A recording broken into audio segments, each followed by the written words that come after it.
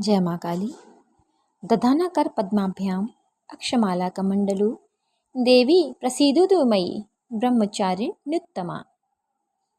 माता ब्रह्मचारिणी माँ शैलपुत्री ने जब महादेव को पाने के लिए कठिन तपस्या की है, कई वर्षों तक बेलपत्र का आहार किया है, कई वर्षों तक भूखी रह के माँ ने तपस्या की है, एकांत तपस्या की है।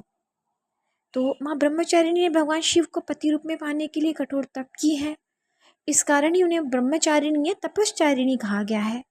माँ ब्रह्मचारिणी दुष्टों को सन्मार्ग दिखाने वाली हैं और माँ की पूजा करने से आलस्य, अहंकार, लोभ, असत्य, स्वार्थ और ईर्ष्या जैसी दुष्प्रवृत्तियाँ दूर हो जाती हैं।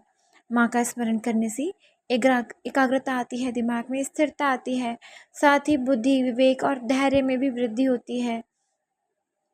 भक्ति में एक प्योरिटी आती है, संयम आता है।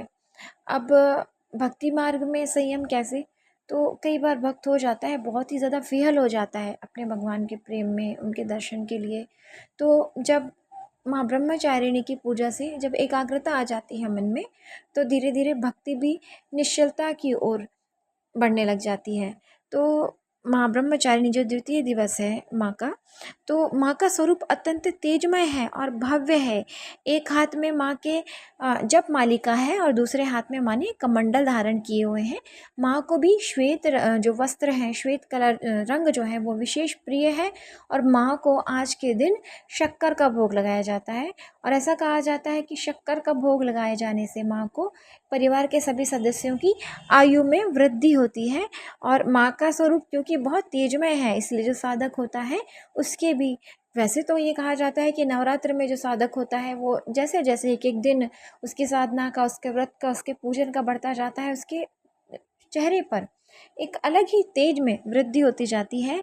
और माँ का जो साधक होता है, दूसरे दिन साधक का मन स्वादिष्ठान चक्र में स्थित होता है और धीरे धीरे एकाग्रता में वृद्धि होती है। जय माँ काली।